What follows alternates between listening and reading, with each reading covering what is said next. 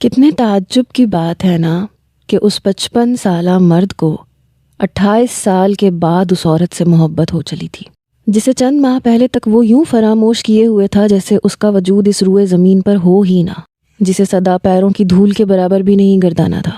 آج وہ یوں لہو بن کے رگوں میں گردش کرنے لگی کہ اس جیسا مضبوط اور پختہ عمر کا مرد بھی سوائے بے بسی اور بے یقینی سے آنسو بہانے کے کچھ نہ کر سکا۔ اور قابل یقین بات تو یہ بھی نہ تھی کہ آج ان مغرور اور بے نیاز مگر بلا کی ساحر آنکھوں میں اس ہستی کے لیے آنسو تھے جس کی جانب زندگی میں بھی جب نظر اٹھتی تھی تو ہمیشہ حقارت اور نفرت جیسے جذبات کے لیے ہی اٹھتی تھی۔ وہ ہستی جس کے بارے میں گزرے 28 برسوں میں ایک لمحے کے لیے بھی رک کے سوچنا اسے وقت کا زیاں لگا کرتا تھا، آج ٹھیک 28 سال 2 ماہ اور 3 دن کے بعد اسے مسلسل پچھلے کئی گھنٹوں سے نہ صرف اپنے بارے میں سوچنے بلکہ رونے پر اس طرح سے مجبور کیے ہوئے تھی کہ اب اسے وقت کا ہر وہ لمحہ زیاں کا احساس دلا رہا تھا جس میں اس کا خیال، اس کا عکس اور اس کا احساس اس کے ساتھ نہ تھا۔ قرار جعفر کا پورا وجود دکھ اور پچھتاوے کی آگ میں جل رہا تھا، مگر یہ جلن، یہ تڑپ اور یہ درد، یہ شاید اب اس کا مقدر تھا۔ بے شک اللہ کے ہاں دیر ہے اندھیر نہیں، اور اب اعلیٰ ظرفی اور انسانیت دونوں کا ہی تقاضا تھا کہ وہ خندہ پیشانی سے اپنی اس سزا کو تسلیم کرتا، زندگی کی آخری سانس تک۔ بے اختیار گہرا سانس لیتے ہوئے اس نے بہتے اشکوں کے درمیان سامنے سنہرے کمکموں سے سجے اپنے گھر پہ ایک نظر ڈالی، اور اگلے ہی پل اپنی آنکھوں سے بہتے پانی کو صاف کرتے ہوئے کسی ہارے ہوئے کھلاڑی کی طرح شکست خوردہ چال چلتا ہوا اپنے بے تحاشا خوبصورت اور وسیع و عریض مکان میں داخل ہو گیا۔ کیا کہہ رہی ہو زیب بیٹا؟ حیران و پریشان سے بڑے ابا نے اس آشاب شکن اطلاع پر بے یقینی سے ماہ زیب عمر کا چہرہ تکتے ہوئے کہا، تو وہ ایک نظر تمام حاضرین محفل کے اڑے اڑے چہروں پر ڈالتے ہوئے دھیمی آواز میں بولی، جی میں ٹھیک کہہ رہی ہوں بڑے ابا، سالار نے ملوایا تھا مجھے اس سے، تو گویا تم ساری حقیقت پہلے سے ہی جانتی تھی اور اس کے باوجود تم اس سے ملی؟ ان کے جواب نے یک لخت ان کی پیشانی پہ بے شمار بل سجا دیے تھے۔ نہیں، اس سے ملنے سے پہلے میں اس کے بارے میں کچھ نہیں جانتی تھی، وہ تو جب سالار اسے اچانک ایک دن گھر لے کر آیا تو اب تو سب کچھ جان گئی ہونا، پھر سب کے سامنے اس بات کو اٹھانے کا کیا مقصد ہے؟ غصے سے اس کی بات کاٹتے ہوئے انہوں نے 2 ٹوک انداز میں پوچھا، تو وہ ایک نظر اپنے سامنے خاموش بیٹھے عمر حیات کے بے تاثر چہرے کو دیکھتے ہوئے آہستگی سے گویا ہوئیں، بڑے ابا مقصد تو آپ سب کو بتا ہی چکی ہوں، سالار اس لڑکی سے شادی۔ دماغ تو خراب نہیں ہو گیا تمہارا مہذیب؟ کچھ پتا بھی ہے کہ کیا کہہ رہی ہو تم؟ سالار کی شادی پہ ہمیں کوئی اعتراض نہیں ہے، مگر وہ لڑکی اس گھر میں بہو بن کر کبھی نہیں آ سکتی، یہ بات تم بھی سمجھ لو اور اپنے لاڈلے کو بھی اچھی طرح سمجھا دینا۔ واضح اور بے لچک انداز میں بات ختم کرتے ہوئے وہ اٹھ کر کمرے سے باہر نکل گئے تو مہذیب عمر بے بسی سے ایک گہرا سانس لے کر رہ گئیں۔ ابو آپ ہی بڑے ابا کو کچھ سمجھائیں، سسر کو مدد طلب نظروں سے دیکھتے ہوئے وہ بے چارگی سے بولی، تو وہ انہیں دیکھ کر رہ گئے۔ بیٹا میں بھائی صاحب کو کیا سمجھاؤں جبکہ میری خود کی سمجھ میں کچھ نہیں آ رہا، اور سب سے بڑھ کر یہ کہ مجھے تو تم پہ حیرت ہو رہی ہے کہ تم کیسے اور کیوں اس رشتے کے لیے مان گئی، اور تم عمر کیا تمہیں کچھ اندازہ نہیں ہے کہ تمہارے بیٹے کی یہ خواہش کیسے کیسے نئے طوفانوں کا پیش خیمہ ثابت ہو سکتی ہے؟ میں جانتا ہوں ابو کہ سالار کی یہ خواہش بہت گڑے مردوں کو اکھاڑ دے گی، لیکن اگر مہذیب اپنے بیٹے کی خوشی کے لیے اتنی بڑی قربانی دینے کو تیار ہے تو میں بھی اس کی خوشی کے لیے ہر گزرا طوفان بھلانے اور ہر نئے طوفان کا مقابلہ کرنے کو تیار ہوں۔ میں ایسے موقع پر اپنی عزت اور انا کے ہاتھوں اپنے قدم پیچھے ہٹا کر اسے تنہا اور کمزور نہیں کر سکتا۔ دھیمے مگر مضبوط لہجے میں انہوں نے خود پہ جمی نظروں کی پرواہ کیے بغیر اپنا نقطہ نظر واضح کیا، تو سب کے سامنے اتنا مان اور اتنی عزت دینے پر مہذیب عمر کی آنکھیں بے اختیار احساس تشکر سے نم ہو چلیں۔ بس مہذیب، مزید بحث کی ضرورت نہیں ہے، بچوں کی خوشی کی خاطر ہم تمہاری ذات کو ایک نئے امتحان سے دوچار نہیں کر سکتے۔ سالار کو سمجھانا تمہارا کام ہے، اور اگر وہ پھر بھی نہ مانے تو بے شک اسے ساری بات کھول کے بتا دینا۔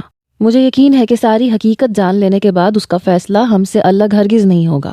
ہاتھ اٹھاتے ہوئے حیات آغا نے حتمی انداز میں گفتگو سمیٹ لی۔ ماہزیب تھکے تھکے انداز میں اپنے شریک سفر کو دیکھ کے رہ گئی۔ آؤ بیٹا آؤ۔ سالار کو کمرے میں داخل ہوتے دیکھ کر عمر حیات نے مسکرا کے اپنے برابر میں اشارہ کرتے ہوئے کہا، تو وہ اپنے پیچھے دروازہ بند کرتے ہوئے باپ کے قریب جا بیٹھا۔ بیٹا تم آفس کب تک جوائن کرو گے؟ ڈرائی فروٹ ڈش اس کی جانب بڑھاتے ہوئے انہوں نے ہلکے پھلکے انداز میں پوچھا، تو وہ چند کاجو اٹھاتے ہوئے بولا، بس بابا رزلٹ کے آنے کے فوراً بعد میں انشاءاللہ تعالیٰ آپ کو جوائن کر لوں گا۔ اچھا یہ بتاؤ شادی کا کیا ارادہ ہے؟ کافی کا کپ لبوں سے لگاتے ہوئے انہوں نے بظاہر سرسری سے لہجے میں دریافت کیا، تو وہ اپنی جانب کافی کا کپ بڑھاتی ماہزیب کا چہرہ تکتے ہوئے شرارت سے ہنس دیا۔ پہلے یہ بتائیں کہ ماما نے آپ کو اس بارے میں کیا بتایا ہے؟ یہی کہ کوئی لڑکی ہے علینا اور تم اس سے شادی کرنا چاہتے ہو۔ بغور اس کی جانب دیکھتے ہوئے انہوں نے پوری سنجیدگی سے کہا، تو وہ بھی سیریس ہو گیا۔ جی بابا کچھ ایسی ہی بات ہے۔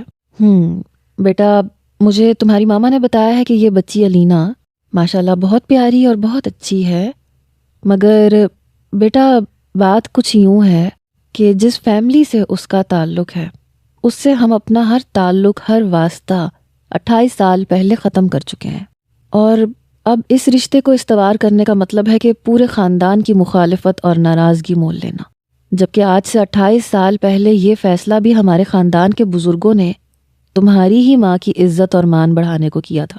عمر حیات نے نہایت احتیاط اور رسان سے مختصر مگر واضح الفاظ میں ساری صورتحال سے اسے آگاہ کیا، تو وہ اس نئے انکشاف پہ ایک لمحے کو گنگ سا ہو گیا۔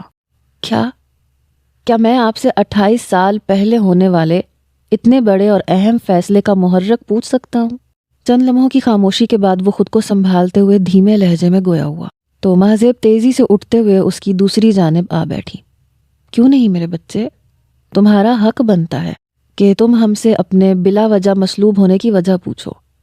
ہم تمہارے آگے شرمندہ ہیں بیٹے کہ تمہاری زندگی کی اتنی بڑی خوشی ہماری وجہ سے چھینی جا رہی ہے۔ میں نے سب کو سمجھانے کی بہت کوشش کی مگر ناکام رہی، مجھے معاف کر دینا سالار۔ اسے خود میں سموتے ہوئے وہ پھوٹ پھوٹ کے رو دی۔ پلیز ماما یوں رو کے مجھے گنہگار نہ کریں، میرا مطلب آپ کو تکلیف دینا یا آپ سے خدا نہ خواستہ جواب طلبی کا نہیں تھا۔ آپ لوگوں کا کیا ہر فیصلہ میری سر آنکھوں پہ، میں بس وہ وجہ جاننا چاہ رہا تھا جس نے ہمارے بزرگوں کو اتنا سخت اور کڑا فیصلہ لینے پہ مجبور کر دیا، اور وہ بھی آپ کی وجہ سے، یعنی کہ اپنی بہو کی خاطر۔ یہ بات اتنی عجیب اور ناقابل فہم سی ہے کہ میری ذات لمحوں میں اس مسئلے میں الجھ کے رہ گئی ہے، اور میں کچھ اور نہیں، فقط اپنی یہ الجھن اور پریشانی دور کرنا چاہتا ہوں۔ ماہزیب سے خود کو علیحدہ کرتے ہوئے وہ دیوانہ وار ان کے ہاتھ چومتے ہوئے بے بسی اور بیچارگی سے اپنی صفائی میں بولا، تو کتنے ہی پل دھندلائی نظروں سے اس کا چہرہ تکنے کے بعد وہ بے اختیار پلکیں موند گئیں، اور پھر دھیرے دھیرے نہایت ٹوٹے بکھرے لہجے میں ماضی کے اوراق اپنے ہی ہاتھوں سے اپنی اولاد کے سامنے پلٹنے لگیں۔ آئی ایم سوری علینا، میں تم سے شادی نہیں کر سکتا۔ ریسٹورنٹ میں اس کے مقابل بیٹھے سالار نے بالآخر اپنی خاموشی توڑ ڈالی، تو وہ جو آج اسے اپنے پیرنٹس سے ملوانے کا سوچے بیٹھی تھی، ایک شوق کے عالم میں اس کا بے تاثر چہرہ تکنے لگی۔ یہ تم کیا کہہ رہے ہو سالار؟ لرزتے وجود اور خشک ہوتی زبان کے ساتھ وہ قدرے لڑکھڑا کر بے یقینی سے بولی، میں ٹھیک کہہ رہا ہوں علینا، ہم دونوں کی شادی اب ممکن نہیں۔ ہر طرح کے جذبات سے آری نگاہیں اس کے سفید پڑتے چہرے پہ ٹکاتے ہوئے سالار نے اپنی بات ایک بار پھر دہرائی۔ مگر کیوں؟ جواب دیتے ضبط کے ساتھ وہ بھرائی ہوئی آواز میں گویا ہوئی، تو سالار ایک گہری سانس لے کر رہ گیا۔ بہتر ہوگا کہ اس کیوں کا جواب مجھ سے مانگنے کے بجائے اپنے پاپا سے مانگو۔ میرے پاپا سے؟ مگر میرے پاپا کا تمہارے انکار سے کیا تعلق؟ آنکھوں میں گہری الجھن اور چہرے پر حیرانی اور پریشانی لیے وہ اس نئے انکشاف پر جیسے چٹک سی گئی۔ تعلق ہے یا نہیں اس کا اندازہ تمہیں اس وقت ہو جائے گا جب تم ان سے قصر گل اور اس کے مکینوں کے بارے میں پوچھو گی۔ قصر گل، قصر گل، وہی قصر گل جس سے آج سے 28 سال پہلے ان کا گہرا رشتہ تھا، اور اگر انہوں نے تمہیں تمہارے سوال کا جواب پوری دیانت داری سے دے دیا تو تمہیں میرے انکار کی وجہ خود بخود سمجھ میں آ جائے گی، اور اگر کوئی جواب نہ ملا تو ان کی خاموشی سے یہ بات اچھی طرح سمجھ لینا کہ اس سارے معاملے میں کم از کم میں نے تمہیں ایک پل کے لیے بھی دھوکہ نہیں دیا۔ اپنی بات ختم کرتے ہوئے وہ اٹھ کر لمبے لمبے ڈگ بھرتا باہر کی جانب چل دیا تو وہ ارد گرد کی پرواہ کیے بنا ٹیبل پہ سر رکھ کر بے اختیار روتی چلی گئی۔ کہاں ہے بھائی وہ تمہارا اسپیشل گیسٹ جس کو تم لینے گئی تھی؟ سر جھکائے خاموشی سے سیڑھیوں کی جانب بڑھتی علینا کو قرار جعفر کی آواز نے یک لخت رکنے پہ مجبور کر دیا۔ بیٹا، پاپا کیا پوچھ رہے ہیں؟ اتنی دیر کیوں لگا دی؟ ہم کب سے تمہارا ویٹ کر رہے تھے۔ اسے چپ چاپ رخ موڑے کھڑے دیکھ کر خدیجہ قرار چلتے ہوئے اس کے پاس آ کے کھڑی ہوئی تو وہ ان کی جانب پلٹتے ہوئے آہستگی سے گویا ہوئی۔ ماما، سالار نے آپ لوگوں سے ملنے اور اس گھر میں آنے سے انکار کر دیا ہے۔ انکار کر دیا ہے؟ لیکن کیوں؟ تعجب سے اس کا چہرہ تکتے ہوئے انہوں نے پلٹ کر ایک نظر صوفے پہ بیٹھے شوہر کو دیکھا۔ کیونکہ وہ مجھ سے اب شادی نہیں کرنا چاہتا، وہ سر جھکا کر بھررائی ہوئی آواز میں بولی تو قرار جعفر غصے میں اپنی جگہ سے اٹھ کھڑے ہوئے۔ واٹ؟ اس لڑکے کا دماغ تو ٹھیک ہے کیا؟ اسے نہیں پتا کہ تم کس کی بیٹی ہو؟ انکار کی وجہ یہی ہے پاپا کہ وہ بہت اچھی طرح جانتا ہے کہ میں کس کی بیٹی ہوں۔ سر اٹھاتے ہوئے وہ گہری یاسیت سے بولی تو وہ چند لمحے حیرت سے اسے دیکھنے کے بعد اشتعال سے دھاڑے۔ What the hell are you talking about? I am telling you the truth پاپا، اور اب آپ بھی مجھے سچ سچ بتائیے کہ کثر گل اور اس کے مکینوں سے آپ کا کیا تعلق ہے؟ ان لوگوں سے آپ کی ایسی کون سی دشمنی ہے جو آج 28 سال بعد بھی وہ مجھ سے یا ہم سے کوئی تعلق، کوئی واسطہ نہیں رکھنا چاہتے؟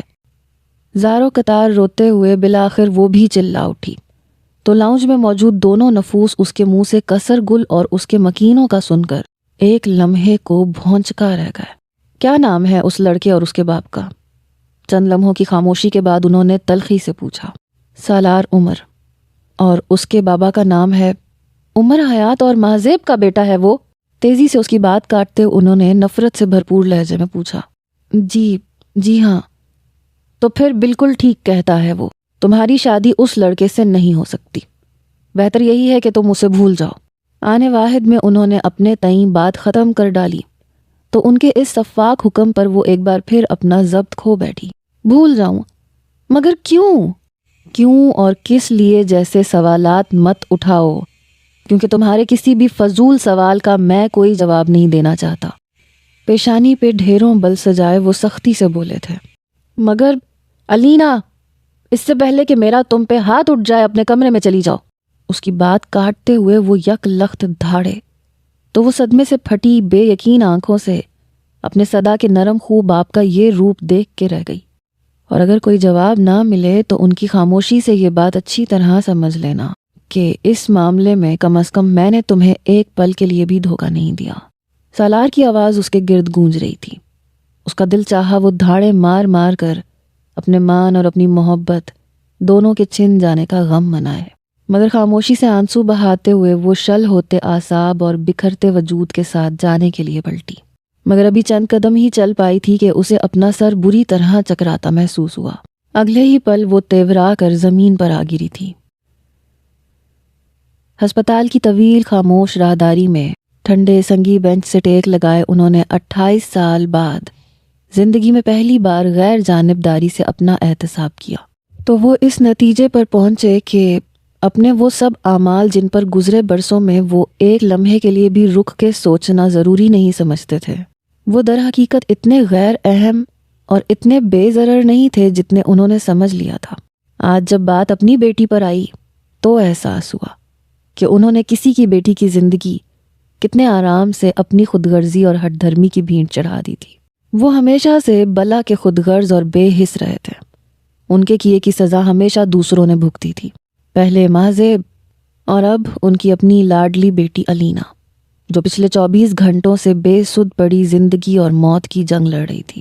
قرار، آپ پلیز تھوڑی دیر کے لیے لیٹ جائیں۔ کندھے پہ دباؤ محسوس کرتے ہوئے انہوں نے نم آنکھیں کھول دیں اور خود کو سنبھالتے ہوئے سیدھے ہو بیٹھے۔ نہیں، میں ٹھیک ہوں، تم بتاؤ ڈاکٹر نے کیا کہا؟ ڈاکٹر کہہ رہے ہیں کہ اگلے 12 گھنٹے تک اسے ICU میں ہی رکھیں گے۔ آنکھوں میں سرخی اور مایوسی لیے وہ گہری یاسیت سے بولی۔ خدیجہ، وہ ٹھیک تو ہو جائے گی نا؟ اگلے ہی پل خوف کی ایک لہر ان کی اپنی دھڑکنیں تیز کر گئی تو وہ بے اختیار پاس بیٹھی خدیجہ بیگم کے ہاتھ تھام گئے۔ کیوں نہیں قرار؟ اللہ نے چاہا تو وہ ضرور ہماری بچی کی جان ہمیں بخش دے گا۔ آپ پلیز حوصلے سے کام لیں اور خود کو سنبھالیں۔ کیسے سنبھالوں خدیجہ؟ اس کی یہ حالت مجھ سے دیکھی نہیں جاتی۔ یہ احساس کہ میں نے اپنی بچی کو خود زندگی اور موت کی کشمکش میں مبتلا کر ڈالا، مجھے مارے جا رہا ہے یہ احساس۔ اگر اسے کچھ ہو گیا نا تو میں خود کو بھی مار ڈالوں گا۔ اسے کہو خدیجہ کہ وہ ایک بار، بس صرف ایک بار آنکھیں کھول دے، میں اس سے خود معافی مانگوں گا، بلکہ اس کی خوشیوں کی خاطر میں عمر اور مہذیب تک سے معافی مانگ لوں گا۔ اسے اور سالار کو ایک کرنے کی خاطر اگر مجھے مہذیب کے پاؤں بھی پکڑنے پڑے تو میں پکڑ لوں گا۔ تم بس اسے کہو کہ وہ ایک بار آنکھیں کھول کے میری طرف دیکھ لے اور مجھے معاف کر دے مجھے۔ پھوٹ پھوٹ کے روتے ہوئے وہ خدیجہ بیگم کے ہاتھوں پر چہرہ جھکاتے چلے گئے تو وہ بھی اپنا ضبط کھو بیٹھیں اور زارو قطار روتے ہوئے اللہ سے اپنے اور اپنے شوہر کے گناہوں کی معافی مانگنے لگی۔ آغا پیلس اور قصر گل کے مکین بظاہر تو جبار آغا کے ہی گھرانے کے افراد تھے، مگر در حقیقت کوسوں دور اور ایک دوسرے کی شکل دیکھنے کے بھی روادار نہ تھے۔ ان کے تعلقات کی کشیدگی کی وجہ کوئی خاص نہیں بلکہ بڑی روایتی اور عام سی تھی۔ جبار آغا نے نور فاطمہ سے دوسری شادی اس وقت کی جب گل مہر خاتون سے ان کی شادی کو 6 سال کا عرصہ بیت چکا تھا اور وہ 3 بیٹوں کے باپ تھے۔ باوجود اس کے کہ ان کی دوسری شادی میں کسی قسم کی مجبوری کا کوئی عمل دخل نہیں تھا، گل مہر خاتون نے شوہر کی اس بے وفائی اور زیادتی کے بدلے میں نہ تو کوئی ہنگامہ برپا کیا اور نہ ہی کسی قسم کا کوئی احتجاج کیا۔ ہاں، لیکن ایک بات انہوں نے واضح اور واشگاف الفاظ میں آغا صاحب کے گوش گزار کر دی کہ وہ ان کی زندگی میں صرف اسی صورت میں شامل رہیں گی جب وہ اپنی دوسری بیوی کو علیحدہ گھر میں رکھیں گے، اور ان پر کبھی بھی نور فاطمہ سے مراسم بڑھانے کے لیے دباؤ نہیں ڈالیں گے، کیونکہ وہ نور فاطمہ کی صورت دیکھنے کی بھی روادار نہ تھی، جس نے ان کے شوہر کی محبت اور ان کی ہستی بستی گھرستی کو 2 حصوں میں تقسیم کر ڈالا تھا۔ اور آغا صاحب، جن کے لیے یہی کافی تھا کہ گل مہر خاتون نے ان کی اس غلطی کو بچوں کی خاطر ہی صحیح لیکن معاف کر دیا تھا، وہ خاموشی سے ان کی ہر بات مانتے چلے گئے۔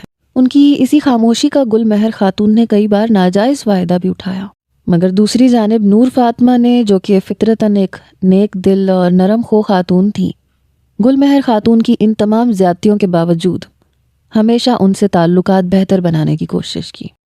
مگر ان کی ہر کوشش، ہر تدبیر اس وقت دم توڑ گئی جب گل مہر خاتون نے اپنے 3 بیٹوں کے دلوں میں وہی کدورت اور وہی نفرت بھر ڈالی جو سدا ان کے اپنے دل میں پنپتی رہی۔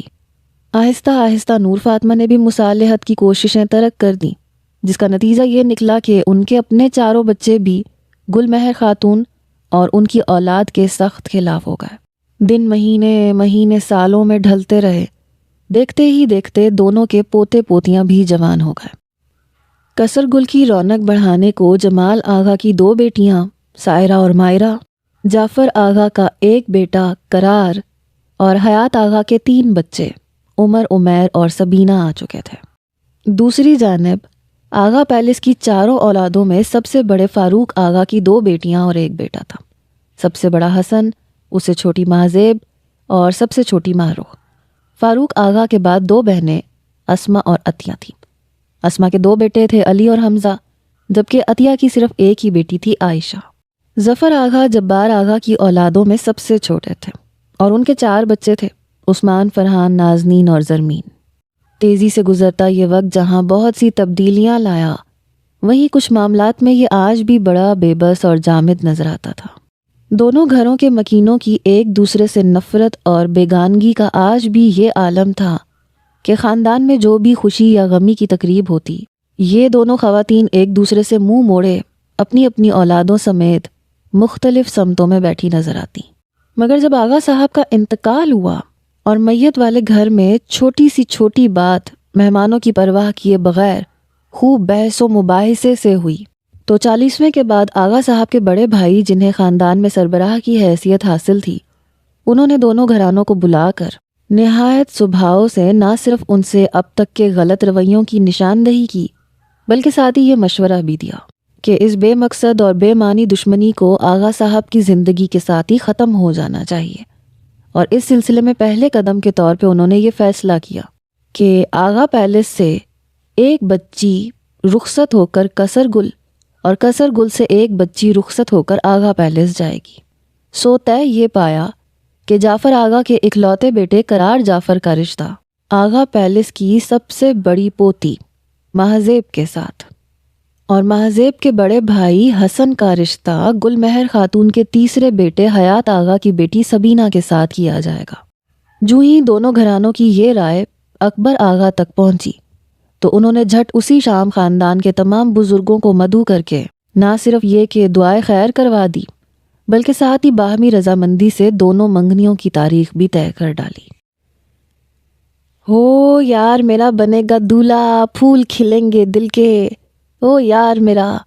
کمرے میں آگے پیچھے داخل ہوتے ہوئے وہ چاروں اس کے گرد بھنگڑا ڈالتے ہوئے اپنی بھونڈی آواز میں گانے لگے۔ تو وہ جو اپنا سارا دھیان سامنے رکھی فائل پہ مرکوز کیے بیٹھا تھا، ان کی اس بے وقت کی دخل اندازی پہ بے اختیار چڑ گیا۔ یہ کیا بےہودگی ہے؟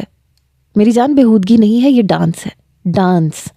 عمر نے اس کی بیزاری کا نوٹس لیے بغیر اپنا کام جاری رکھتے ہوئے لاپرواہی سے جواب دیا، اور وہ بھی تیری جلدی ہونے والی منگنی کی خوشی میں۔ منصور نے بھی ناچتے ہوئے اطلاع فراہم کی تو وہ ایک شوق کے عالم میں ان چاروں کو تکنے لگا۔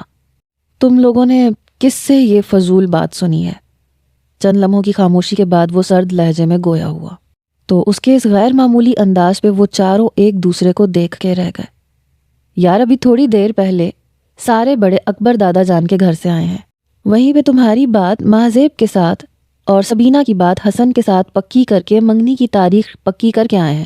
عمر نے مختصر الفاظ میں آج کے دن کی اہم ترین اطلاع اس کے گوش گزار کی تو وہ تو جیسے بھڑک اٹھا۔ میں نے امی کو منع بھی کیا تھا کہ مجھے کسی مہذیب سے شادی نہیں کرنی، اور وہ بجائے اس کے کہ یہ فضول بات ختم کرتی وہاں جا کے منگنی کرائیں۔ ایک جھٹکے سے اپنی جگہ سے اٹھتے ہوئے وہ کمرے میں ٹہلنے لگا۔ کیسی بچوں جیسی باتیں کرتے ہو یار، یہ معاملہ تائی امی کے ہاتھ میں تھوڑی نہ تھا۔ یہ فیصلہ تو اکبر دادا جان کون ہوتے ہیں؟ ہماری زندگیوں کے فیصلے کرنے والے۔ کل تک ہم جن لوگوں کو منہ لگانا پسند نہیں کرتے تھے آج ان سے رشتہ داریاں جوڑ لیں، اور وہ بھی صرف اکبر دادا کے حکم پہ۔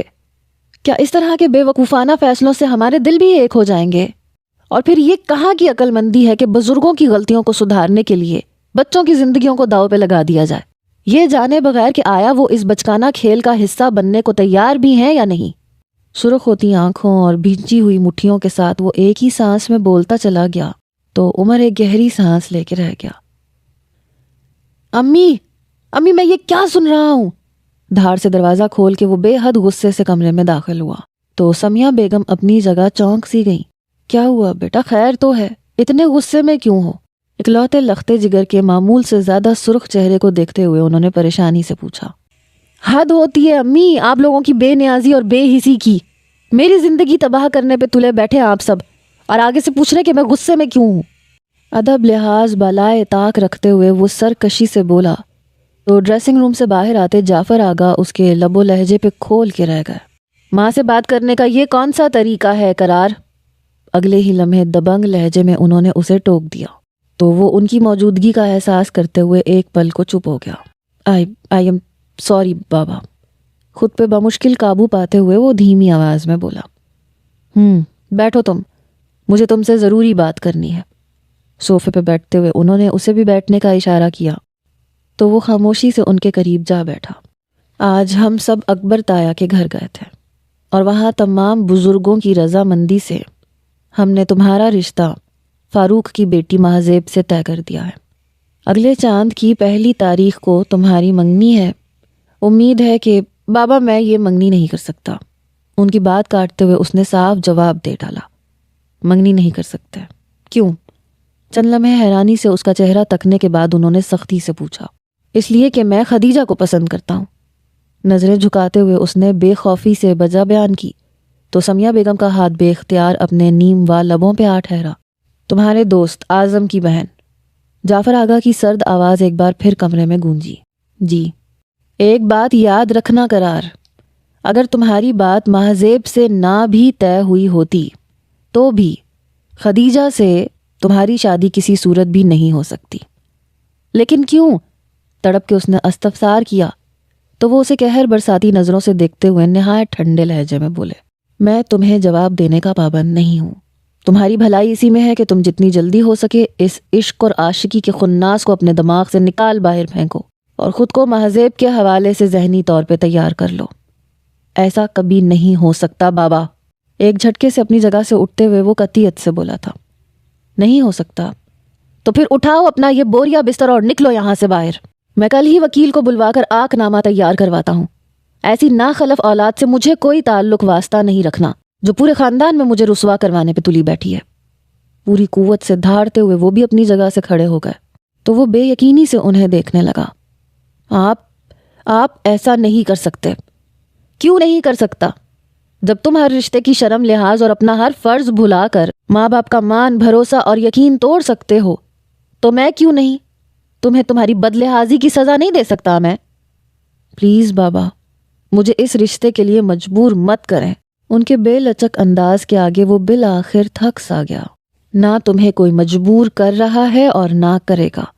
تم اپنے فیصلے میں آزاد ہو۔ یا تو مہذیب سے شادی کر کے میری زبان اور عزت کا پاس رکھ لو، یا پھر سب کے سامنے انکار کر کے میرا سر نگوں کرتے ہوئے یہاں سے ہمیشہ ہمیشہ کے لیے چلے جاؤ۔ میں سمجھوں گا کہ اللہ نے ہمیں کبھی اولاد کی نعمت سے نوازا ہی نہیں تھا۔ بات کرتے کرتے آخر میں ان کا گلا روند گیا تو وہ جیسے بے بس سا ہو کر ہار گیا۔ ٹھیک ہے، آپ کے جو جی میں آئے آپ کیجئے، مجھے کوئی اعتراض نہیں ہے، مگر پھر ایک بات یاد رکھیے گا، شادی کے بعد میں اپنے کسی بھی عمل کے لیے آپ کے آگے جواب دہ نہیں ہوں گا۔ لمبے لمبے ڈگ بھرتا وہ ایک جھٹکے سے دروازہ کھول کے باہر نکل گیا۔ بات سنیں، ہم اس کے ساتھ یوں زور زبردستی کر کے کہیں کوئی غلطی تو نہیں کر رہے۔ قرار کے باہر جاتے ہی ان کی بیگم نے اپنے دل و دماغ میں ادھم مچاتے خدشات کو زبان دے ڈالی تو جعفر آغا ان کے قریب بیٹھتے ہوئے دھیمے لہجے میں گویا ہوئے۔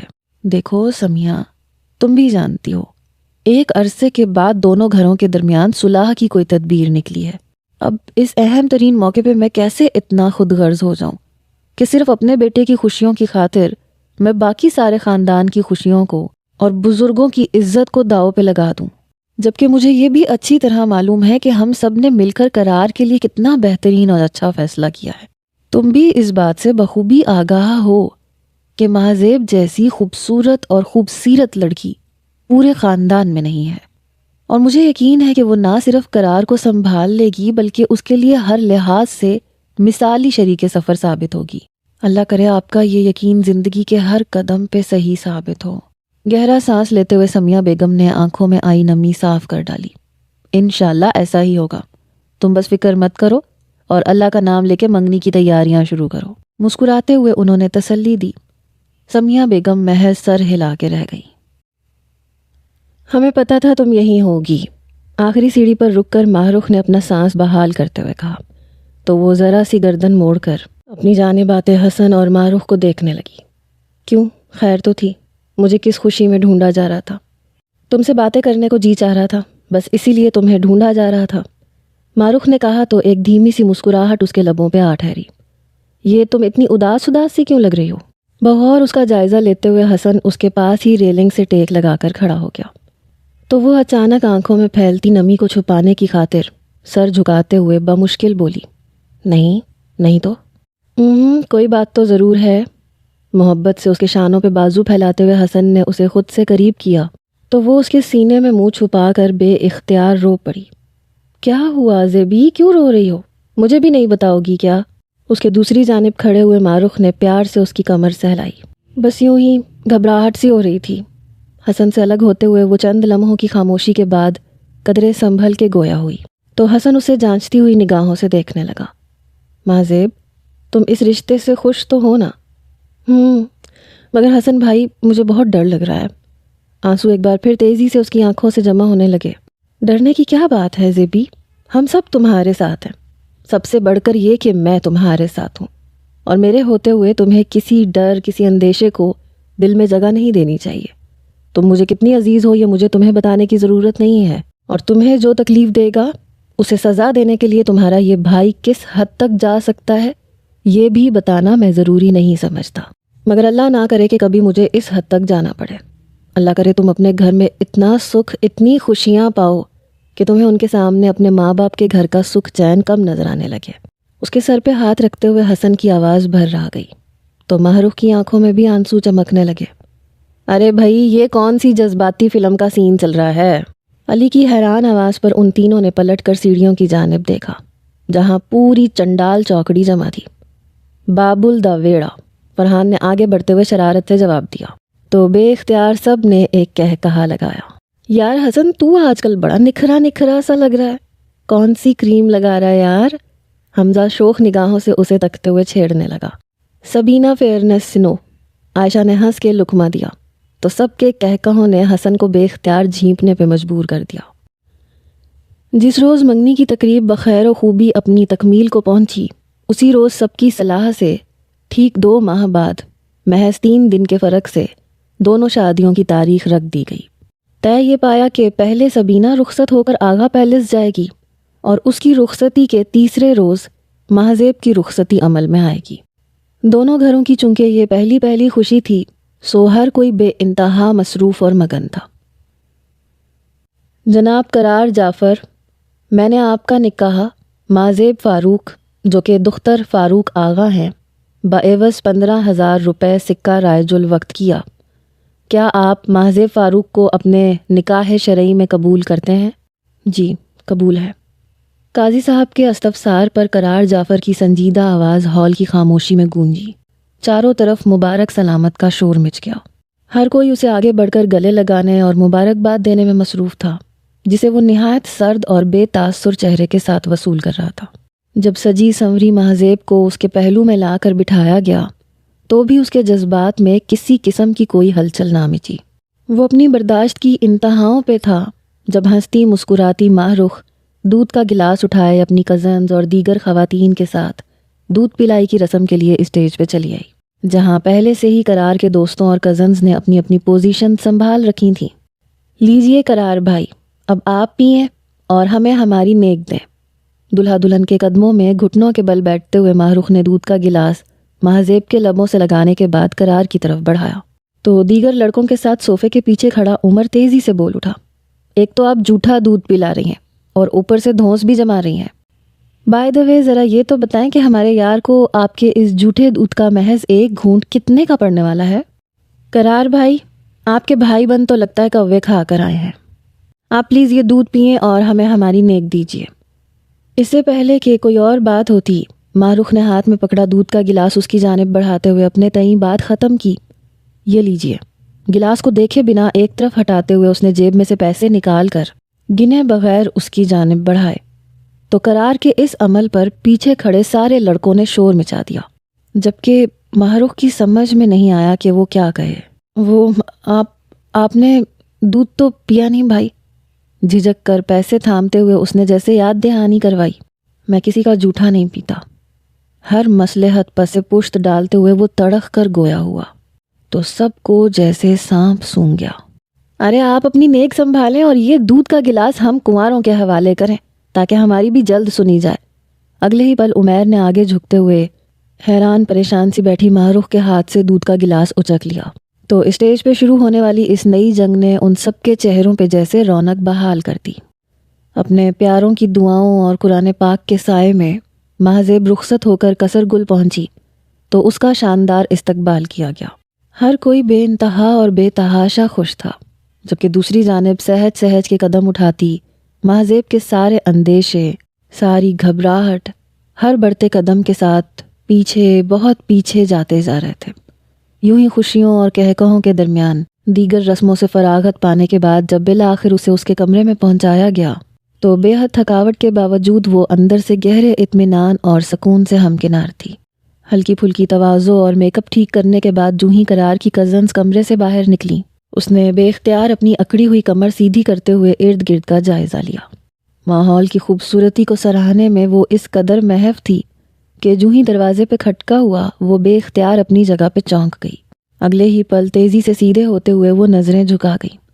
قرار جعفر نے جس لمحے کمرے میں قدم رکھا، اس کا ضبط بیڈ پہ سر جھکائی دلہن بنی بیٹھی ماہزیب کو دیکھ کر جواب دے گیا۔ اتنے مہینوں سے اس کے اندر خاموشی سے پکتا لاوا یک لخت ہی نکلنے کو بےتاب ہونے لگا۔ مس ماہزیب فاروق، 1 منٹ کے اندر اندر بیڈ سے نیچے اتر جائیں۔ سر پہ بندھی ہوئی پگڑی اور گلے میں پہنے ہوئے ہار ایک جھٹکے سے اتارتے ہوئے اس نے آنے واحد میں نہایت غصے سے حکم صادر کیا۔ جی؟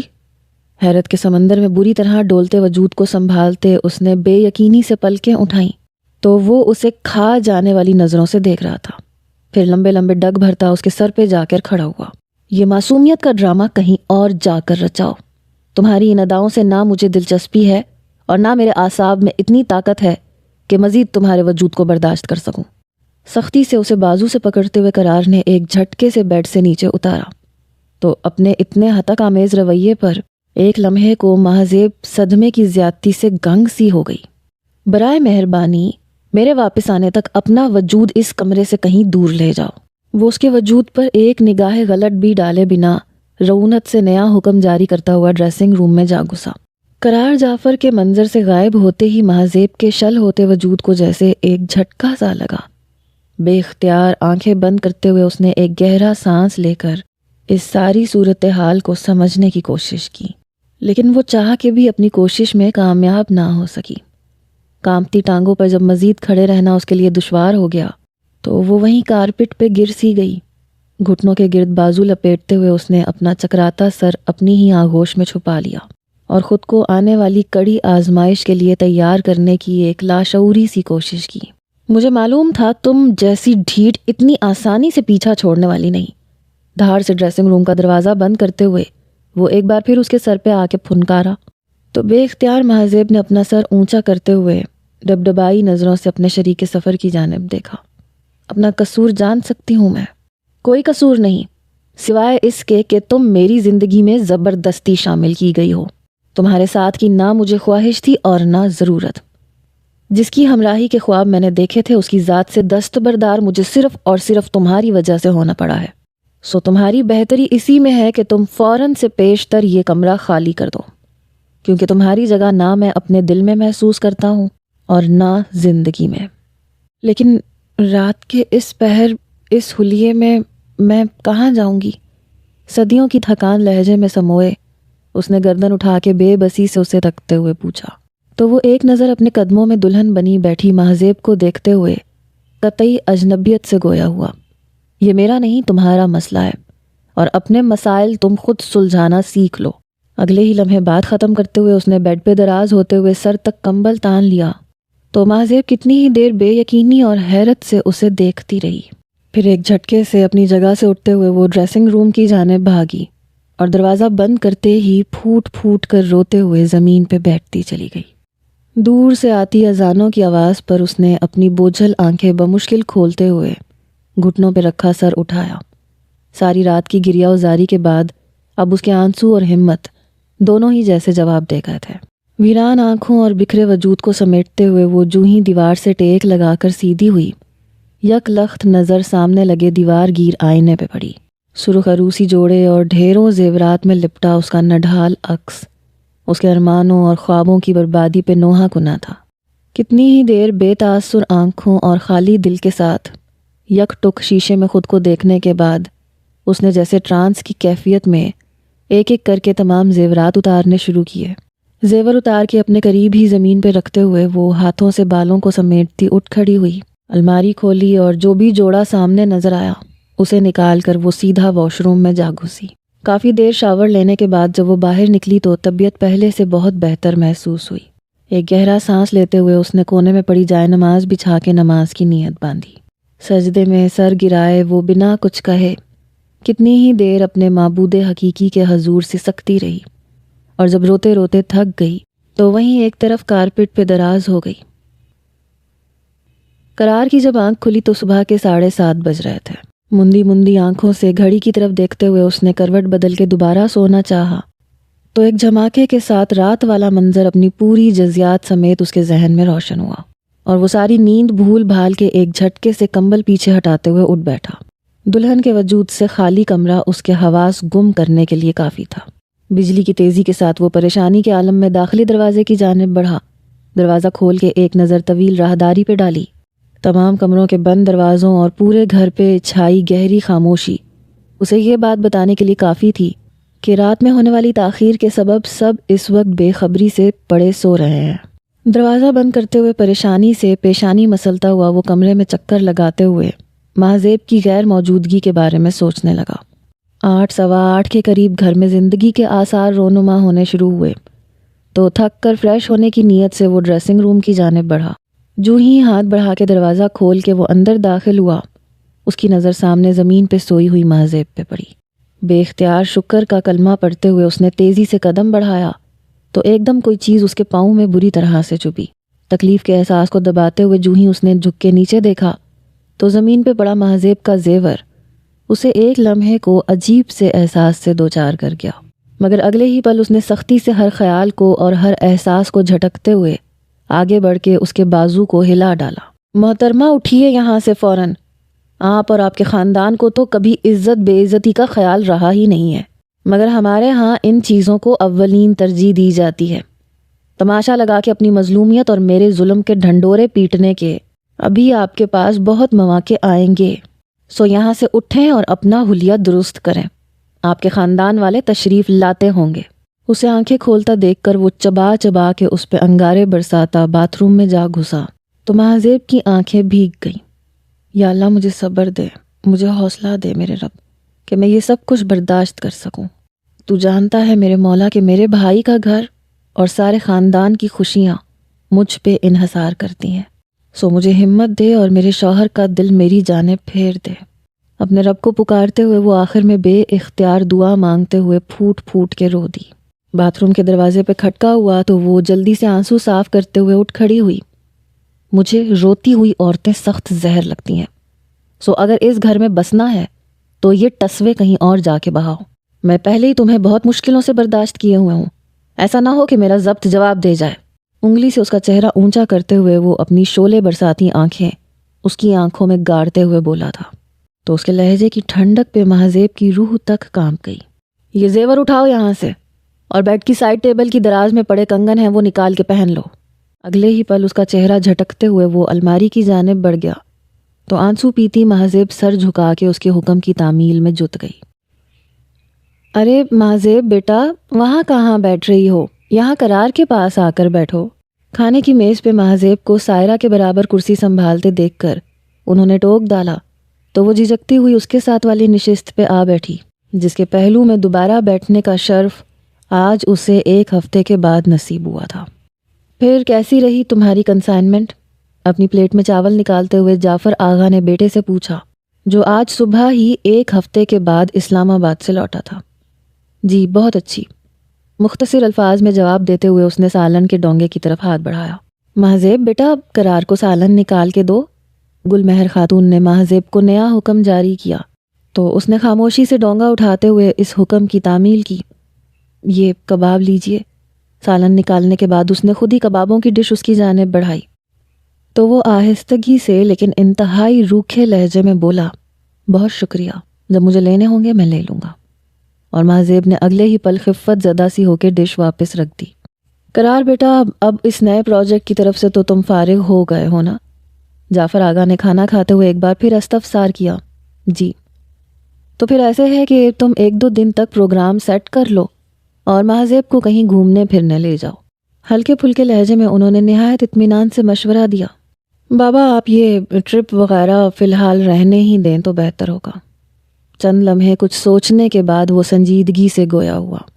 میز پہ موجود تمام افراد حیرت سے اس کی جانب دیکھنے لگے، جبکہ ساتھ بیٹھی مہذیب نے پلیٹ پہ جھکا سر کچھ اور جھکا لیا تھا۔ مگر کیوں بیٹا؟ حیرانی سے استفسار کرتے ہوئے جعفر صاحب نے کسی انجانے خدشے کے تحت غور سے اس کا چہرہ دیکھا۔ بابا آپ تو جانتے ہیں میں نے اعظم کے ساتھ مل کر ابھی کچھ عرصے پہلے ہی اپنا بزنس سٹارٹ کیا ہے، اور پچھلے کئی دنوں سے شادی کے جھمیلوں کے باعث سارا برڈن اس اکیلے پر تھا۔ اب یہ کہاں کی شرافت ہوگی کہ میں اس کی خاموشی کا ناجائز فائدہ اٹھاتے ہوئے گھومنے پھرنے نکل جاؤں۔ اپنے غصے پہ قابو پاتے ہوئے اس نے اپنی طرف سے بڑا معقول جواز گھڑ کے جان چھڑوانی چاہی تو آغا صاحب بہت پرسکون لہجے میں بولے، بیٹا اعظم بھی اپنا ہی بچہ ہے اور وہ جانتا ہے کہ تمہاری نئی شادی ہوئی ہے۔ مجھے نہیں لگتا کہ تمہاری چند دنوں کی غیر حاضری اس کے لیے کوئی ناقابل برداشت بات ہوگی۔ وہ کیا جانتا ہے اور کیا نہیں اس سے مجھے کوئی سروکار نہیں ہے۔ آپ جانتے ہیں کہ مجھے کسی کا احسان لینا پسند نہیں ہے، سو میں مزید اپنے بزنس کو نظر انداز نہیں کر سکتا، اور ویسے بھی یہ قطعاً ضروری نہیں ہے کہ شادی کے فوراً بعد گھومنے پھرنے کے لیے نکلا جائے۔ ان چاؤ چونچلوں کے لیے ساری عمر پڑی ہے، ہم پھر کبھی پروگرام بنا لیں گے۔ ٹیبل سے اٹھتے ہوئے 2 ٹوک لہجے میں بات ختم کرتا وہ باہر نکل گیا تو تمام اہل خانہ اس بد لحاظی پر مہذیب سے اور مہذیب اس عزت افزائی پہ سب سے نظریں چرا کے رہ گئی۔ قرار جعفر کی محبت پانے کی چاہ میں مہذیب قرار واقعی بڑی خاموشی اور صبر سے اس کا دیا ہر دکھ جھیل رہی تھی۔ سب کے سامنے ہر وقت لبوں پہ مسکراہٹ اور چہرے پہ اطمینان سجائے وہ بظاہر بڑی ملن سی پھرتی رہتی، مگر اندر ہی اندر قرار کی اجنبیت اور نفرت کس طرح اسے گھلائے جا رہی تھی یہ صرف اس کا دل جانتا تھا یا پھر اس کا رب۔ ڈریسنگ روم جو پہلے دن اس کی پناہ گاہ کے طور پہ استعمال ہوا تھا اب اس کا مستقل ٹھکانہ بن چکا تھا۔ آپ اس وقت، آپ کی طبیعت تو ٹھیک ہے؟ اپنے دھیان میں مہذیب نے جو ہی کمرے میں قدم رکھا اس کی نظر سیدھی کوٹ اتار کے ہینگ کرتے ہوئے قرار پہ پڑی جو آج اپنی لیٹ نائٹ روٹین کے برعکس 6 بجے ہی گھر میں موجود تھا۔ کیوں؟ اس وقت گھر آنے کے لیے طبیعت کی خرابی شرط ہے کیا؟ ہزاروں بل پیشانی پہ سجائے وہ طنزیہ لہجے میں گویا ہوا تو مہذیب خفیف سی ہو گئی۔ نہیں، میرا مطلب یہ تو نہیں تھا۔ اچھا، آپ کے لیے کھانا لاؤں؟ رسٹ واچ اتار کے سائڈ ٹیبل پہ رکھتے قرار کی پیٹھ کو دیکھتے ہوئے اس نے اگلا سوال کیا۔ نہیں، ایک لفظ میں بات ختم کرتے ہوئے وہ اس کے پاس سے گزرتا ہوا ڈریسنگ روم کی جانب بڑھا تو مہذیب بے اختیار پکار اٹھی۔ بات سنیں؟ قرار نے پلٹ کر بیزاری سے اسے سوالیہ نظروں سے دیکھا۔ وہ آج ماہ رخ کی برتھ ڈے تھی تو امی نے رات کے کھانے پہ انوائٹ کیا تھا۔ میں ابھی آپ کو فون کرنے ہی والی تھی۔ اپنی فیملی گیدرنگ تم خود اٹینڈ کرو تو زیادہ بہتر ہوگا۔ میرے پاس نہ فرصت ہے اور نہ اتنی برداشت کہ اپنی ساری شام 3rd کلاس قسم کے لوگوں کے درمیان میں بیٹھ کے گزاروں۔ اس کی بات کاٹتے ہوئے وہ انتہائی حقارت سے جواب دیتا پلٹ گیا تو مہذیب ان زہریلے الفاظ پہ چٹخ سی گئی۔ آپ شاید بھول رہے ہیں کہ جو خون ان 3rd کلاس لوگوں کی رگوں میں دوڑ رہا ہے وہی خون آپ کی رگوں میں بھی گردش کر رہا ہے۔ اس لحاظ سے اگر دیکھا جائے تو ہماری یا آپ کی کلاس میں کوئی خاص فرق نہیں ہے۔ ہمت سے قدم اٹھاتی وہ 2 ماہ میں پہلی بار اس کے مقابل آ کے کھڑی ہوئی۔ اگلے ہی پل قرار جعفر نے بپھر کے اس کے بال پکڑ لیے اور ایک جھٹکے سے اس کی گردن پیچھے کرتے ہوئے دھاڑا۔ تمہاری اتنی جرت کہ تم مجھے 3rd کلاس کہو، ذلیل عورت! اپنے ہی خاندان کو گالی دے کے ذلالت میں نہیں آپ کر رہے ہیں۔ درد اور خوف کی ٹیسوں کو دباتے ہوئے وہ اس کی آنکھوں میں دیکھتے ہوئے ایک بار پھر سے بولی تھی، خبردار جو تم نے مجھے یا میرے خاندان کو اپنے کمینے خاندان سے ملانے کی کوشش کی۔ اس کے بال جھٹکتے ہوئے انگلی اٹھا کے وارننگ کے انداز میں بولا اور پھر نفرت کے شعلے اس کے وجود پہ برساتا وہ باہر نکلتا چلا گیا تو مہذیب اپنے تیزی سے بہتے آنسو صاف کرتے ہوئے ایک نئے عزم کے ساتھ تیار ہونے چل دی۔ السلام علیکم۔ تحفہ اٹھائے لاؤنج میں داخل ہوتے ہی مہذیب نے جس کھنکدار آواز کے ساتھ تمام حاضرین محفل کو سلام کیا اس نے بے اختیار مہذیب کے پیچھے اندر داخل ہوتے عمر کو شدید حیرت سے دوچار کر ڈالا۔ بلیک اینڈ پیچ سوٹ میں کیے گئے لائٹ سے میک اپ اور ہلکی پھلکی گولڈ جیولری پہنے وہ فریش نظر آنے کی کامیاب کوشش کرتے ہوئے سب سے ہنستے مسکراتے ہوئے ملنے میں مصروف تھی۔ زیب بیٹا قرار کیوں نہیں آیا؟ سلمہ بیگم کے استفسار پہ حسن کے برابر نشست سنبھالتے عمر نے ایک لخت ہی مہذیب کا رنگ بدلتا چہرہ دیکھا۔ وہ امی، دراصل ہوا یہ کہ قرار جب یہاں آنے کی غرض سے تیار ہو رہے تھے تو اچانک ان کے ایک قریبی دوست نے فون کر دیا اور انہیں ایمرجنسی میں آفس پہنچنے کے لیے کہا۔ بس مت پوچھیں کہ بے وقت کی اس کال نے ان کا موڈ کتنا خراب کیا۔ وہ آج خاص طور پہ ماہ رخ کے فنکشن کی خاطر آفس سے جلدی اٹھائے تھے، مگر بھلا ہو ان دوست صاحب کا سارا پروگرام چوپٹ کر کے رکھ دیا۔ لیکن وہ سب کو بہت معذرت کہہ رہے تھے اور ماہ رخ کو اسپیشل برتھ ڈے وشز بھی کہہ رہے تھے۔ بہن کو ساتھ لگاتے ہوئے اس نے جس طرح لمحوں میں سب کے سامنے قرار کی پوزیشن کلیئر کی تھی، اس عمل نے عمر حیات کے دل میں اس کی عزت کئی گنا بڑھا ڈالی تھی۔ بے اختیار ہی وہ اس کے بلند حوصلوں کو داد دیتے ہوئے آدھا گھنٹہ پیشتر کے واقعے کو سوچنے لگا جب تائی اماں کے کہنے پہ وہ اسے آغا پیلس ڈراپ کرنے کی نیت سے گاڑی میں بیٹھا انتظار کر رہا تھا۔ آئی ایم سوری عمر بھائی، میری وجہ سے آپ کو زحمت اٹھانی پڑ رہی ہے۔ پیسنجر سیٹ پہ بیٹھتے ہوئے وہ شرمندگی سے بولی تو وہ خوش دلی سے مسکرا دیا۔ سگنل پہ گاڑی روکتے ہوئے اس نے یوں ہی ادھر ادھر نظر دوڑائی تو ایک لختی اس کی لاپرواہی سے بھٹکتی نگاہیں اپنے برابر آ کے کھڑی ہوتی ہوئی گاڑی پہ جا پہنچی۔ اس نے چونک کے حیران سی نگاہ کچھ فاصلے پہ موجود قرار پہ ڈالی اور اس کے ساتھ بیٹھی مہذیب، جس کے چہرے پہ لمحوں میں خجالت کے رنگ نمایاں ہو چلے تھے۔ ساری صورتحال سمجھنے میں اسے محض چند پل لگے تھے اور ایک دم اس کا دل گہرے ملال اور تعصف سے بھر سا گیا۔ سگنل کھلتے ہی اس نے خاموشی سے گاڑی آگے بڑھاتے ہوئے ایک نظر سر جھکائے لب کچلتی مہذیب پہ ڈالی۔ بھابھی، چند لمحوں کے تذبذب کے بعد اس نے گاڑی میں چھائی خاموشی توڑنی چاہی تو بے اختیار کپکپاتے لہجے میں اس نے اسے ٹوک دیا، پلیز عمر بھائی، کچھ پوچھیے گا مت، ورنہ میں اپنا ضبط کھو بیٹھوں گی۔ آنکھوں سے بہتے اشکوں کو چھپانے کی خاطر مہذیب نے کھڑکی کی جانب چہرہ موڑ لیا تو آنکھوں میں دکھ کا احساس لیے وہ بے بسی سے اس نازک سی لڑکی کو دیکھ کے رہ گیا۔ اشکوں اور سسکیوں میں ڈوبا یہ وقت تھم تھم کر ہی سہی بہرحال گزر رہا تھا، مگر سسک سسک کر رینگتے اس وقت کی مدھم نبض اس وقت بالکل ہی ٹھہر گئی جب قرار جعفر باپ کی موت کے ٹھیک 2.5 ماہ بعد ایک نئے روپ میں ماں کے روبرو آ کے کھڑا ہو گیا۔ کیا کہہ رہے ہو قرار؟ دل پہ ہاتھ رکھے وہ پھٹی پھٹی بے یقین آنکھوں سے بیٹے کا چہرہ تکنے لگی۔ میں بالکل ٹھیک کہہ رہا ہوں امی، خدیجہ سے شادی کر کے میں اب صحیح معنوں میں اپنا گھر بسانا چاہتا ہوں۔ مہذیب کے ساتھ اب میں مزید ایک دن بھی نہیں گزار سکتا۔ وہ بے لچک انداز میں گویا ہوا تو وہ جیسے تڑپ اٹھی۔ کچھ تو اللہ کا خوف کرو قرار، اس بے زبان صابر بچی کو بنا کسی جرم کے اتنی بڑی سزا دینے سے پہلے ایک بار، صرف ایک بار یہ تو سوچ لو کہ اس سارے قصے میں اس کا کیا قصور ہے، اور اگر اس پہ رحم نہیں کھا سکتا تو بیٹا سبینہ کے حال پہ ترس کھا لے، اسے کیوں بیٹھے بٹھائے اجاڑنے پہ چلا ہے۔ قرار میرے بچے دیکھ، اتنی خود غرضی، اتنی بے حسی اور صفاکی اچھی نہیں ہے، اور کچھ نہیں تو میرے ان سفید بالوں کا ہی لحاظ کر لے۔ میں سب کو کیا جواب دوں گی، کیا منہ دکھاؤں گی؟ بیٹا کچھ تو سوچ۔ میں نے جو سوچنا تھا سوچ لیا ہے۔ دوسروں کی خوشیوں کی خاطر میں اپنی خوشی کا گلا گھونٹ کر خود کو مزید برباد نہیں کر سکتا، اور آپ کو کسی کے بھی آگے جواب دہ ہونے کی ضرورت نہیں ہے۔ جس نے بات کرنی ہے مجھ سے کرے، اور رہی بات بے حسی اور خود غرضی کی، تو یہ صفات اپنے بزرگوں سے ہی لی ہیں میں نے۔ اپنے فیصلے کس طرح سے دوسروں پہ تھوپنا ہے یہ سب میں نے آپ سے ہی سیکھا ہے۔ بے مروتی اور بے لحاظی کے سارے ریکارڈ توڑتے ہوئے وہ گستاخی سے بولا تھا، اور اگر پھر بھی آپ میرا ساتھ نہیں دینا چاہتی تو مت دیں، لیکن ایک بات یاد رکھیے گا، میں بھی آپ ہی کی اولاد ہوں، مرتا مر جاؤں گا مگر آپ کو اپنی شکل دوبارہ کبھی نہیں دکھاؤں گا۔ اپنی جگہ سے کھڑے ہوتے ہوئے اس نے اپنے تئیں آخری پتا پھینکا۔ جائیداد میں سے اپنا حصہ لیتے جانا تاکہ مجھ پہ تمہارا کوئی قرض باقی نہ رہے۔ اس کی جانب سے منہ موڑتے ہوئے وہ بھرائی ہوئی آواز میں بولی تو وہ اپنے اس جذباتی وار کے خالی جانے پہ ایک لمحے کو پتھراس آ گیا۔ بہت شکریہ آپ کا، مجھے اس جائیداد میں سے کچھ نہیں لینا، لیکن ایک بات یاد رکھیے گا کہ اپنے اکلوتے بیٹے سے جدائی کا یہ راستہ آپ نے خود چنا ہے، سو مجھے کوئی بھی الزام نہیں دیجیے گا۔ یہ گھر اور اس میں بسنے والے لوگوں کی خوشیاں آپ کو مبارک ہوں۔ میں جلد ہی طلاق کے کاغذات بھجوا دوں گا۔ ایک جھٹکے سے وہ کمرے سے نکلتا چلا گیا۔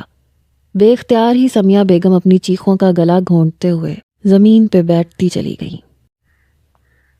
اور پھر ٹھیک 3 دن کے بعد سمیہ بیگم کی تمام خاموش دعاؤں، آنسوؤں، منتوں اور مرادوں کے برعکس مہذیب کے ہاتھ میں قرار جعفر کا دیا گیا پہلا اور آخری تحفہ حق مہر کے چیک کے ساتھ پھڑ پھڑا رہا تھا۔ زندگی کا یہ مختصر مگر اہم ترین سفر اپنے اختتام کو پہنچ چکا تھا۔ مہذیب قرار ایک بار پھر مہذیب فاروق بن کر آغا پیلس آ چکی تھی۔ خود کو اپنے کمرے کی 4 دیواری میں قید کیے وہ باقی دنیا سے کٹ سی گئیں، اور نہ جانے کب تک ایسی ہی حالت میں ارد گرد سے غافل پڑی رہتی، جب اچانک ایک دن بے تحاشا روتی ہوئی سبینہ اس کے قدموں میں آ کر گری۔ اللہ کے لیے زیب میرا گھر برباد ہونے سے بچا لو، تمہیں اللہ کا واسطہ ہے میری بہن، اپنے بھائی کو سمجھاؤ مجھے میرے گھر سے نہ نکالیں، میں ان کے بغیر مر جاؤں گی زیب، مر جاؤں گی میں۔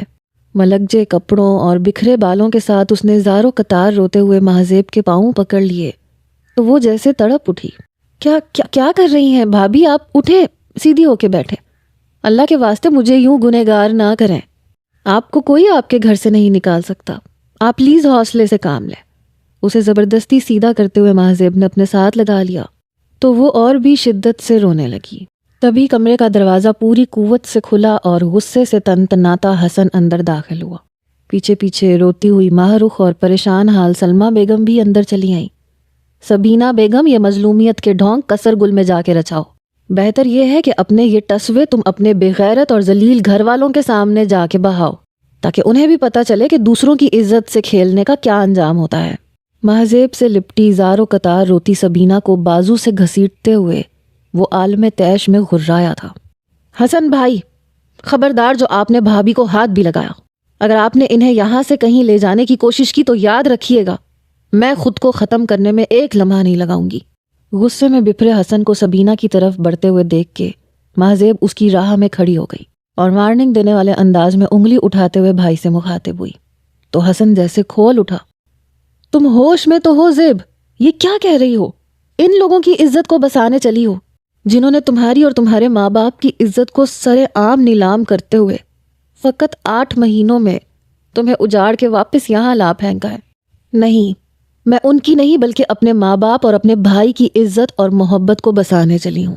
اس سارے قصے میں اس کا کوئی قصور نہیں ہے۔ اگر قرار جعفر نے مجھے نہیں بسایا تو اس میں بھابھی کی کیا خطا ہے جو ان کا ہستا بستا گھر زبردستی اجاڑ دیا جائے؟ آخر ہم عورتیں کب تک آپ مردوں کی خود غرضی اور جھوٹی انا کی بھینٹ چڑھتی رہیں گی؟ کچھ تو اللہ کا خوف کریں حسن بھائی، کم از کم آپ تو قرار جیسے صفاق اور بے حس نہ بنے۔ اس کے ہاتھ تھامتے ہوئے وہ پھوٹ پھوٹ کے رو دی تو ساکت کھڑے حسن نے اسے کھینچ کے اپنے سینے سے لگا لیا۔ اگر میرے دکھوں کا مداوع کرنا چاہتے ہیں، میری اذیتوں میں کمی اور میرے احساس شرمندگی کو دور کرنا چاہتے ہیں تو پلیز قرار کا بدلہ سبینہ بھابھی سے مت لیں۔ اپنی ہستی بستی گر ہستی مت اجاڑیں، کیونکہ ہم سب کی خوشی آپ کی زندگی سے آباد ہے، آپ کی بربادی سے نہیں۔ ہر طرف حسن اور مہذیب اور اس کے گھر والوں کے ظرف کے چرچے تھے، لیکن اس سارے قصے کو اگر کوئی مختلف نقطہ نظر سے دیکھ اور سوچ رہا تھا تو وہ تھا عمر حیات، جس کا ذہن حسن کی اچھائی اور اس کے اس فیصلے تک محدود ہو کے نہیں رہ گیا تھا، بلکہ وہ اس ہستی کے بارے میں سوچے جا رہا تھا جس نے حسن سے یہ فیصلہ کروایا تھا۔ ایک روز بڑی خاموشی سے وہ اپنے بزرگوں کے سامنے نہایت ادب سے جا کر کھڑا ہو گیا، جنہوں نے کچھ دیر کی پس و پیش کے بعد بالآخر فیصلہ عمر حیات کے حق میں دے دیا، جو اپنی روح کی گہرائیوں اور دل کی سچائیوں سے اس عظیم ہستی کے تمام آنسو اور دکھ اپنے نام اور زندگی کی ہر خوشی اس کے نام کرنے کی ٹھان چکا تھا۔ عدت کے ٹھیک 1.5 ماہ بعد بزرگوں کی بے شمار دعاؤں اور قرآن پاک کے سائے تلے مہذیب فاروق نہایت سادگی سے عمر حیات کے سنگ رخصت ہو کر ایک بار پھر کسر گل میں داخل ہوئی، مگر اس مرتبہ شروع ہونے والا یہ سفر حقیقتاً اس کی زندگی کا بہترین سفر ثابت ہونے والا تھا۔ کبھی کبھی تو مہذیب کو اپنی خوش نصیبی اور بلند بختی پہ کسی خواب کا گمان ہونے لگتا تھا، کیونکہ اب اس کا شریک سفر اپنے وعدے کے عین مطابق بے تحاشا محبت، عزت اور حقیقی سکون سے اس کو بھرنے لگا تھا۔ مان اور بھروسے اور پیار سے شروع ہونے والی یہ نئی زندگی کب 27 سالہ مضبوط رفاقت میں تبدیل ہوئی اسے پتہ ہی نہ چلا۔ قرار جعفر سمیہ بیگم کی زندگی میں کسر گل سے جب نکلا تو پھر اس روز پلٹ کر صرف رسم دنیا نبھانے آیا جب وہ اپنا ہر رشتہ اس دنیا سے توڑ کے جا چکی تھی۔ بیٹے کی جدائی کے محض 2 سال کے اندر وہ خالق حقیقی سے جا ملی۔ اس سے زیادہ برداشت کرنے کی نہ ان کے بکھرے وجود میں ہمت تھی اور نہ ہی ان کی ممتا میں طاقت۔ ہر کوئی ماضی کی کتاب بند کیے بڑے سکون کے عالم میں آگے کی جانب رواں دواں تھا، جب اچانک سالار اور علینا کی محبت کی صورت قدرت نے ایک بار پھر بہت کٹھن اور تکلیف دہ امتحان مہذیب عمر کے سامنے رکھ دیا۔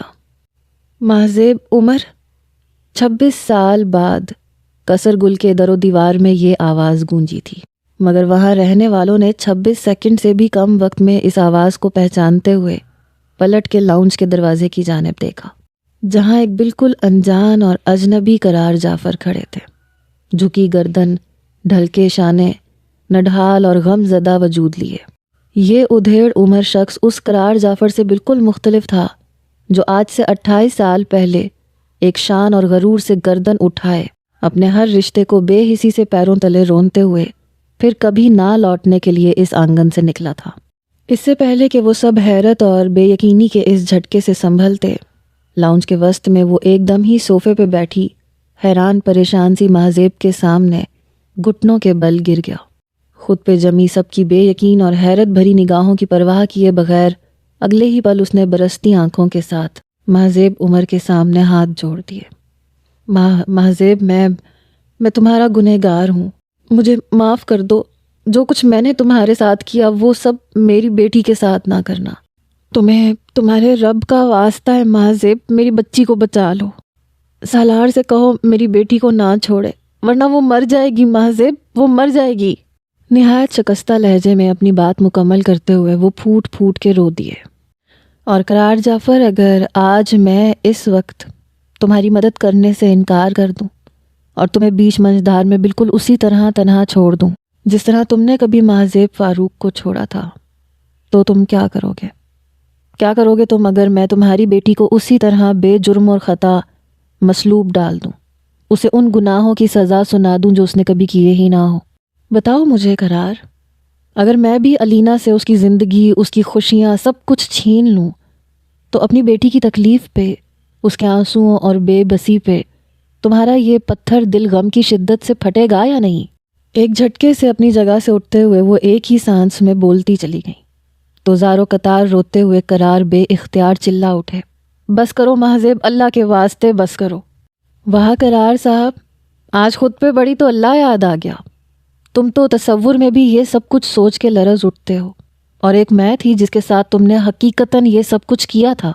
میں شکر ادا کرتی ہوں اس پاک ہستی کا جس نے مجھے تم جیسے انسان کی راہوں میں خاک ہونے سے بچا لیا اور ایک ایسے مخلص اور محبت کرنے والے شخص کو سونپا جس نے ہر لمحہ مجھے اپنی جان سے بھی بڑھ کے چاہا۔ مجھے پہلے دن سے لے کر آج تک اتنی عزت، اتنا مان اور اتنا اعتبار دیا کہ تمہاری دی ہوئی ہر تکلیف اور ہر تحقیر میں بھولتی چلی گئی۔ اور یہ اس بے غرض اور بے لوث محبت کرنے والے نرم خو شخص کی رفاقت کا اعجاز ہے کہ آج اگر مہذیب عمر چاہے بھی تو بھی تمہاری بیٹی کو تمہاری خطاؤں کی سزا نہیں سنا سکتی، اس کے ساتھ وہ سب کچھ نہیں کر سکتی جو تم نے میرے ساتھ کیا تھا، کیونکہ اگر میں بھی آج با اختیار ہو کر تم جیسی صفاق اور بے رحم بن جاؤں تو پھر مجھ میں اور تم میں کیا فرق رہ جائے گا؟ جبکہ میں مرتے دم تک قرار جعفر جیسی نہیں بننا چاہوں گی۔ علینا میرے بیٹے سالار کی خوشی ہے، آج سے وہ میری اور میرے شوہر کی بھی خوشی اور عزت ہے، اور اپنی عزت کو ہم بہت جلد پورے مان اور محبت سے اس آنگن میں رخصت کروا کر لے کر آئیں گے۔ نہایت دھیمے اور پروقار لہجے میں اپنی بات مکمل کرتے ہوئے وہ پلٹ کر لاؤنج سے نکلتی چلی گئی تو قرار جعفر گمسم اور بے یقینی سے دروازے کے اس پار اوجھل ہوتے ہوئے وجود کو دیکھتے رہے۔ آج ٹھیک 2 ماہ بعد زیب عمر اپنے کہے کے عین مطابق علینا قرار کو نہایت عزت اور محبت کے ساتھ رخصت کروا کر اپنے پھولوں بھرے ہنستے مسکراتے آنگن میں لے جا چکی تھیں، اور قرار جعفر دور کہیں خلاؤں میں دیکھتے ہوئے اپنے آپ سے یہ کہہ رہے تھے، مہذیب عمر، تمہاری کہی ہر بات پوری ہوئی۔ آج تمہاری ذات میرے لیے ایک ایسی ناقابل شکست اور ناقابل فراموش ہستی کا روپ اختیار کر چکی ہے جس نے مجھے 28 سال بعد اس محبت کو منوایا ہے جو پہلے کبھی مجھے دکھائی ہی نہیں دی، اور جب اس محبت نے آگہی کے در مجھ پہ وا کیے ہیں تو مجھے اس کے سوا اور کچھ دکھائی نہیں دے رہا۔ آج قرار جعفر کی میں ہمیشہ کے لیے تو میں مدغم ہوئی، بالکل اسی طرح جس طرح اس کی ذات حصار یار میں مقید ہوئی۔ اور کہنے والے کہتے ہیں کہ یہ کتنے تعجب کی بات ہے کہ اس 55 سالہ مرد کو 28 سال کے بعد اس عورت سے محبت ہو چلی تھی۔